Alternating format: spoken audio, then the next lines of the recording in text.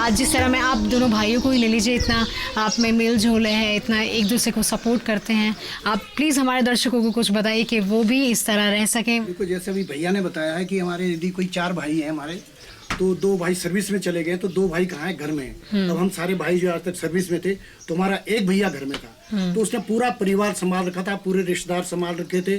तो एक प्रेरणा स्रोत है ये भी, जो कुछ हम कमा के लाएंगे तो घर में ही लाएंगे, माँ बाप के पास देंगे, भाई के पास देंगे।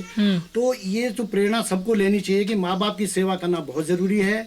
आगे जो बच्चों को ही नहीं देखना है, साथ साथ पूरे परिवार को भी देखना है, गांव को भी देखना है। क्या बात है, ये सारी चीजें एक साथ ही है, तो हमारे खून में बसा हुआ है। एक साथ जो रहने का जो हमारा हुआ है, ये मालूम नहीं यहाँ का कुछ क्लाइमेट ही ऐसा है या भगवान की कुछ आशीर्वाद ही है उनका। और वैसे थोड़ी सी एक चीज और बताना चाहता हूँ मैं आपको। जौनसार बावर में 4 चौंतरू के नाम से ये देवता ने 4 चौंतरू दिए हैं, जिसमें एक चौंतरू हमारा परिवार भी है। तो लोग भी हम इसीलिए हमारी इज्जत भी करते हैं, हम भी गांव वालों की इज्जत करते हैं। क्या बात आते हैं, जो कुछ सलाह लेनी होती है, हमारा भैया है घर में, वो सारी सलाह देता है। आज तक सभी वही मिलजुल के सब, जितनी भी कोई परेशानी हो या किसी का अच्छा कार्य हो, कभी हम हलवाई नहीं बुलाते हैं शादी में, सब पूरा सामूहिक कार्य होता है। गाँव वाले जो इस कार्य को संपन्न करते हैं। आजकल अर्निंग रिसोर्सेज की वजह से लोग गांव छोड़ के शहर जा रहे हैं काम करने के लिए। अगर हायर एजुकेशन पाने के बाद भी मैंने सुना है लोग अब यहीं पे गांव में बसे हुए हैं, अपने गांव को ही डेवलप करने में लगे हुए हैं। तो आपका क्या कहना है इस बारे में? मैंने जैसे बताया आपको कि यहाँ एक तो क्राइम नहीं है, क्लाइमेट बहुत अच्छा है, तो हम लोग ये चाह रहे हैं कि अब यहीं बसा जाए और इसका उत्थान किया जाए। गाँव का जो पलायन हो रहा है उसको भी यहाँ कुछ इंडस्ट्री या कोई इस तरह का प्रोग्राम किया जाए, खेती बाड़ी में सुधार किया जाए, वाटर कंजर्वेशन किया जाए। उसके लिए हम प्रयासरत हैं कि यहाँ पलायन रुके और यहाँ के लोग खुशहाल हों।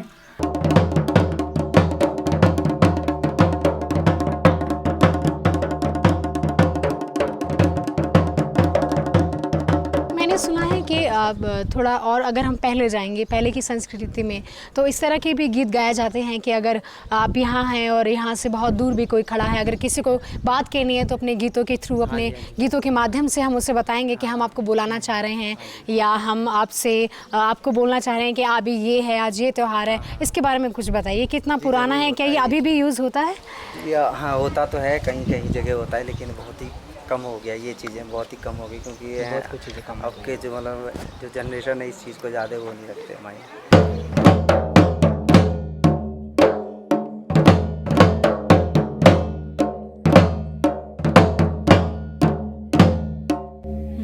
जब जन्म लेता है। जी, अभी जो आप फॉर्म सुन रहे हैं, ये किसी का अगर जन्म होता है तो उसका संदेश देने के लिए कि आज इस घर में किसी का जन्म हुआ है, उसका संदेश देने के लिए ये फॉर्म बजाई जाती है।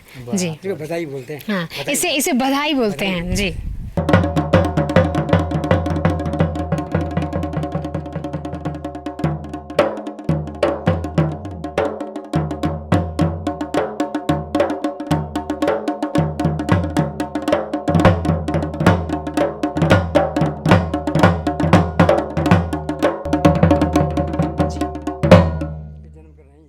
मृत्यु का बज रहा है और क्या बज रहा है। जी, आपने जो भी फॉर्म सुने हैं वो अगर किसी औरत की मृत्यु हो जाती है, उसकी मृत्यु का संदेश देने के लिए ये बजाया जाता है।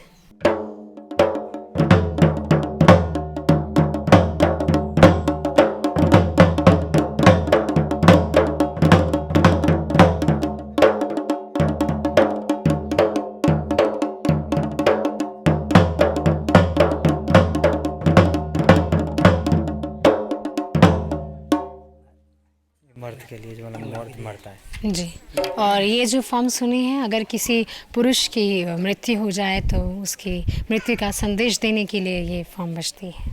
अब ऐसा है ना कि बारात में जब चढ़ाई में जाते हैं ना, चढ़ाई में जाते हैं, बारात आ रही उधर से, हम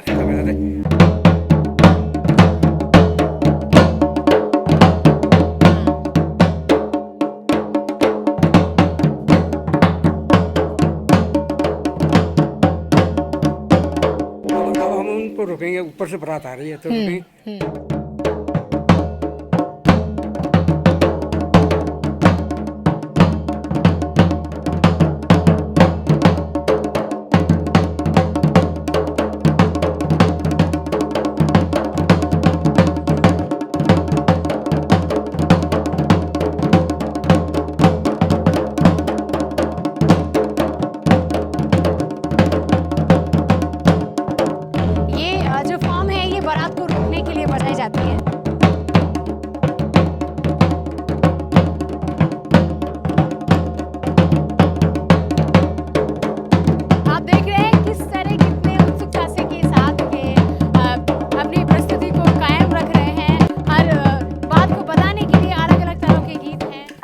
टकराता है तो आप नौगांव ज़रूर आइए और ये कोप रोटी ज़रूर खाइए।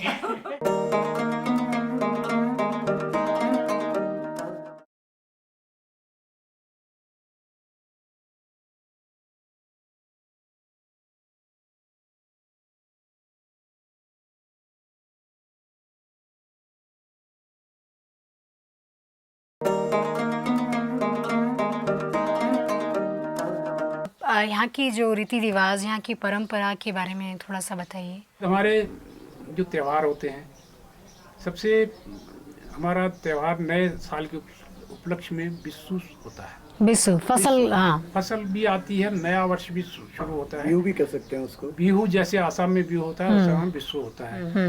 ये चैत्र और बैसाखी संक्रांति के आसपास होता है। इसके पश्चात दिवाली। जी। दिवाली जनरली एक नई दिवाली जो पूरे भारत में मनाई जाती है, उसको नई दिवाली यहाँ लोग बोलते हैं। और एक ठीक उसके एक माह बाद उसको पुरानी दिवाली या बूढ़ी दिवाली बोलते हैं। अच्छा। मनाई जाती है।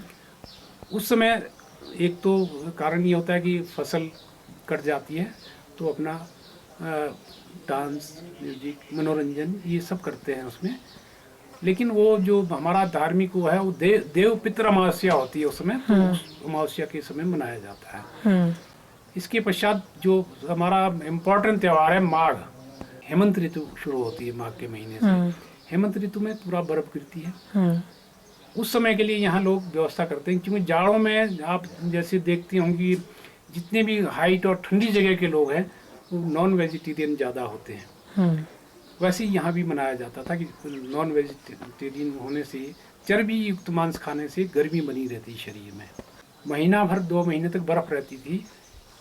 बाजार बहुत दूर है, हरी सब्जी कहीं मिलती नहीं, फसल सब निकल आती है। उसकी पूर्ति के लिए भी अगर आपके घर में कोई मेहमान आता है तो उसके स्वागत में भी आप हरी सब्जी दे नहीं सकते। दाल, एक ही दाल, 2 ही दाल होती है, तो उसके स्वागत के लिए भी उसको डिहाइड्रेट करके प्रिजर्व किया जाता है महीने भर के लिए। तो पूरे माघ के महीने में जो भी कहीं जाता है, रिश्तेदारी में जाते हैं, आना जाना होता है, रिश्तेदार आएगा जाएगा, मेल मिलाप होता है, लड़कियां अपने मायके जाएंगी। लेकिन उसके स्वागत के लिए नॉन वेजी जैसे आज भी करते हैं लोग, तो वो पूरे महीने तक प्रिजर्व रहता था और उसको खाते थे। उस समय क्या होता था कि फिर गांव में भी काम कुछ नहीं है, फिर घर घर में जाके बुला के हम लोग आपस में पूरे गांव के लोग किसी एक घर में जाते थे, वहाँ उसकी दावत होती थी, वहाँ अपना नाच गाना किया, क्योंकि रातें बड़ी लंबी होती थी, ठंड ज़्यादा होती थी, तो वहीं बैठ के अपना समय बिताया। इस तरह बारी बारी से सब लोगों के यहाँ ये फंक्शन पूरा, इसमें कोई त्यौहार अलग से नहीं है, ना कोई मेला है, ये घर का त्यौहार है, घर घर में मनाया जाता है। और ये बेसिकली 11 जनवरी को होता है। उसमें देखिए खासियत ये भी है कि एक डेट को पूरे गांव में बकरे कटते हैं। क्यों? आज मैं मांस खा रहा हूँ, दूसरा देख रहा है, तो एक तय किया गया कि एक दिन सब लोग करेंगे, चाहे गरीब है अमीर है। एक यहाँ संस्कृति और थी, अभी भी है गांव में। जैसे कोई अजनबी आ जाता है, तो अब तो सब जगह ज़्यादातर रोड हो गई है, पैदल कोई आदमी आ गया, रात हो गई, कहाँ जाएगा, किसके घर जाएगा, वो जानता नहीं किसी को। तो या तो मुखिया के घर जाएगा, उसके घर में भी परेशानी होगी, रोज मेहमान आया जाएगा। तो वहाँ एक सिस्टम था कि बारी बारी से, आज कोई आदमी आया एक परिवार में, उसको खाना रहना मिलेगा। दूसरे परिवार में नेक्स्ट कोई मेहमान आता है, वो दूसरे परिवार में जाएगा, वहाँ उसको रहना और खाना मिलेगा फ्री ऑफ कॉस्ट। ये एक सिस्टम है हमारा, और आज भी बरकरार है, प्रिवेल है, और आज भी चल रहा है।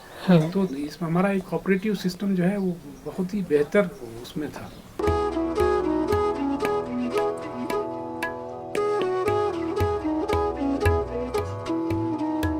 वैसे तो इस गांव की हर एक चीज़ बहुत ख़ास है, लेकिन हर जगह की अपने खान पान की कुछ विशेषताएं होती हैं।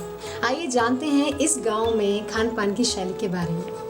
नमस्ते। क्या बना रहे हैं? मुझे बहुत भूख लगी है, कुछ बताइए। ये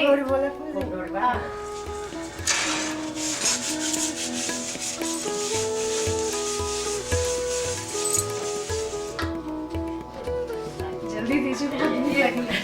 आप देख सकते हैं, ये बिल्कुल जैसा हमारे यहाँ पे डोसा बनता है उसी तरह ये बना रहे हैं। ये क्या है? ये कोपरोड़ी किससे बनती है ये उसके जोंगरे के आटे से बनती है और चावल का आटा भी होता है, मक्की का भी डालते हैं इसमें। झोंगरे का आटा, चावल का आटा और मक्की के आटे को मिक्स करके बनाया जाता है। आप मुझे ये बताइए ये किस चीज का बनता है, किस त्योहार पे बनाया जाता है? हाँ, ये हाथ से बनाते हैं ना। हाथ से बनाते हैं। किसी त्योहार पे, किसी देवता को चढ़ाने के लिए या नॉर्मल की लाइफ में भी आप इसे बनाते हैं? बनाते जब भी मन होता है खाने का, जब भी ये कह रहे हैं जब भी इनके खाने का मन होता है ये इसे बना लेते हैं। और ये इसको क्या बोलते हैं? इसमें पिन में बनाते हैं, इसमें डिजाइन आता है। इसमें डिजाइन आने के लिए आप देख सकते हैं किस तरह आटे में डिजाइन लाने के लिए क्या क्या यूज किया जाता है।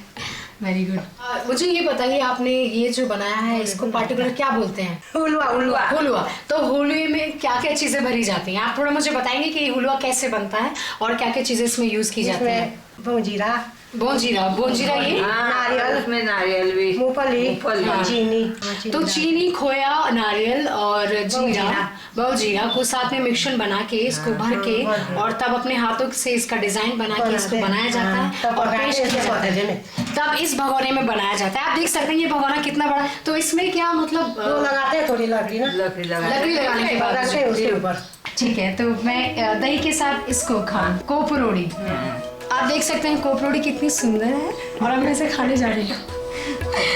ऐसे हौसके भी बोलते हैं इसको। क्या और क्या बोलते हैं? हौसके। नमक के साथ। काफी टेस्टी है। बहुत अच्छा है। अगर आप चक्राता हैं तो आप नौगांव जरूर आइए और ये कोपरोड़ी जरूर खाइए। और ये चटनी, ये चटनी किस चीज की है? ये नमक है, ये हरे धनिया का नमक है जी, इसमें मिला के। हरा नमक कैसे बनता है? इसका जीरा लहसुन और हरा धनिया तो सिलबट्टे में पीसते हैं। तो बना के रख लेते हैं, जब भी कोई रायता है या दही खानी हो तो इसमें मिलाया और खा लिया।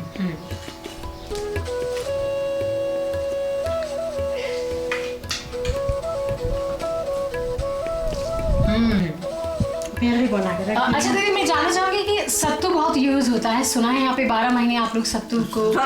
ये है ना, ये सत्तू है। इस सत्तू से क्या क्या डिश बन सकती है? वो डिश तो कुछ नहीं बनती, बस एक ही डिश बनती है। एक ही डिश बनती है? क्या भूख लगे तो पानी के साथ दही के साथ। ये कह रहे हैं जब इन्हें भूख लगती है तो पानी के साथ सत्तू भी खा लेते हैं। तो दीदी ये जो सत्तू है ये चने का सत्तू है?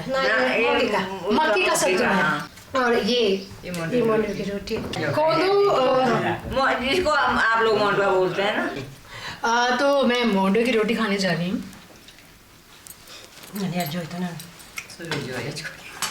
टेस्ट काफी सिमिलर है, मिलता जुलता है। तो अब हम ये जानना चाहते हैं कि ये जिस चीज़ से पकाया जाता है, जो कि ये ईंधन रखा हुआ है आप लोगों के सामने, आप देख सकते हैं, तो मतलब किस तरह आप इसे यूज़ करते हैं, ये आप मुझे थोड़ा सा बताइए कि ये कुकड़ियों को सुखाने के बाद और इसको दाना निकाल लेते हैं। अच्छा, मतलब इसको आप कितने दिनों तक सुखाते हैं? ये तो सूख जाते हैं 4-5 दिन के बाद। 4-5 दिन सूख जाते हैं, फिर इनके दानों को आप निकाल लेते हैं और उसके बाद इसे ईंधन की तरह यूज़ करते हैं।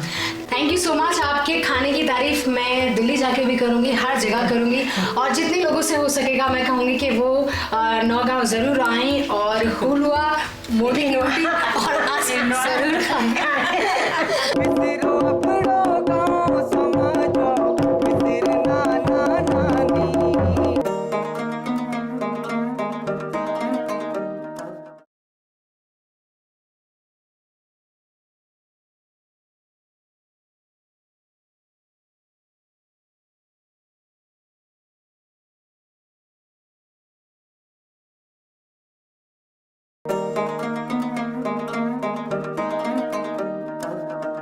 दोस्तों हमारे साथ हैं इस परिवार में आए हुए मेहमान, हम जानना चाहेंगे कि उनके नज़रिए से यहाँ के बारे में। जी नमस्कार। आप सबसे पहले अपना परिचय कराइए।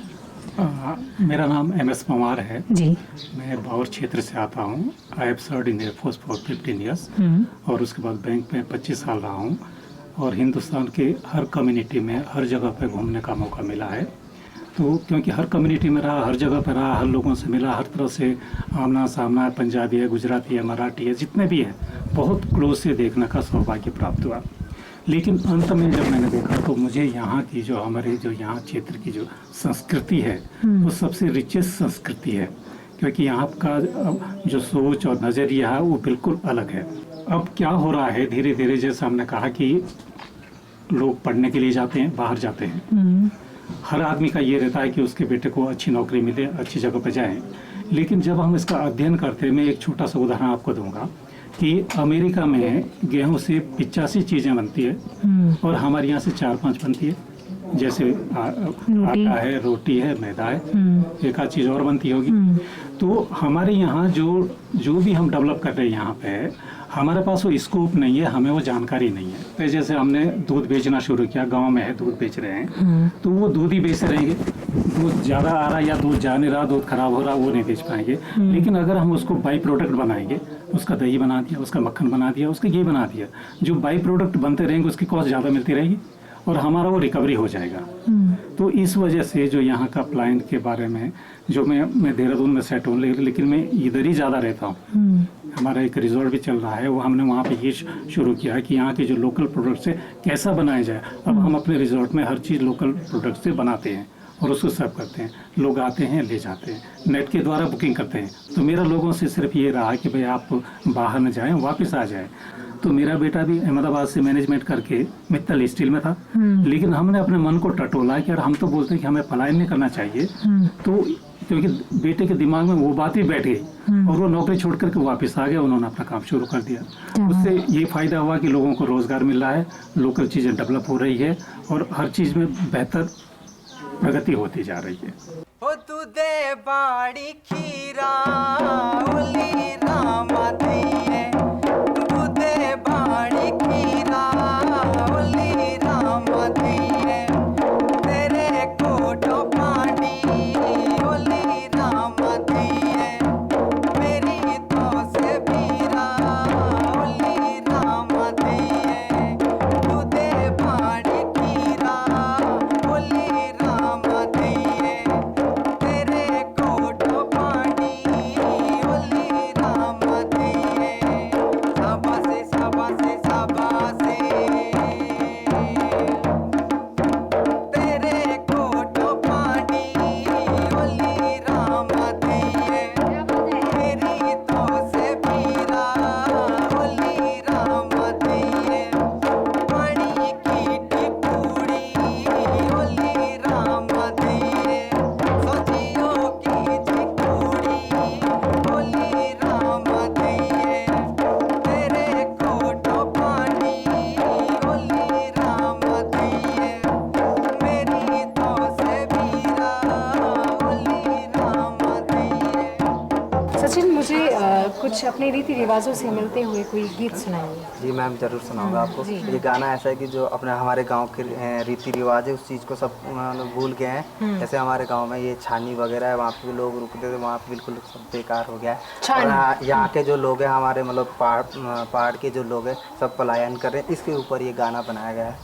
बिसरे अपने रीति रिवाजों, बिसरे अपने रीति रिवाजों, बिसरी गांव की छानी, बिसरो अपनो गांव समाजो, बिसरे नाना नानी, बिसरे अपने रीति रिवाजों, बिसरे अपने रीति रिवाजों, बिसरी गांव की छानी, बिसरो अपनो गांव समाजो, बिसरे नाना नानी, बिसरे अपने रीति रिवाजों, बिसरे अपने रीति रिवाजों, बिसरी गांव की छानी, बिसरो अपनो गांव समाजो, बिसरे नाना नानी, बिसरे नाना नानी, बिसरे नाना नानी।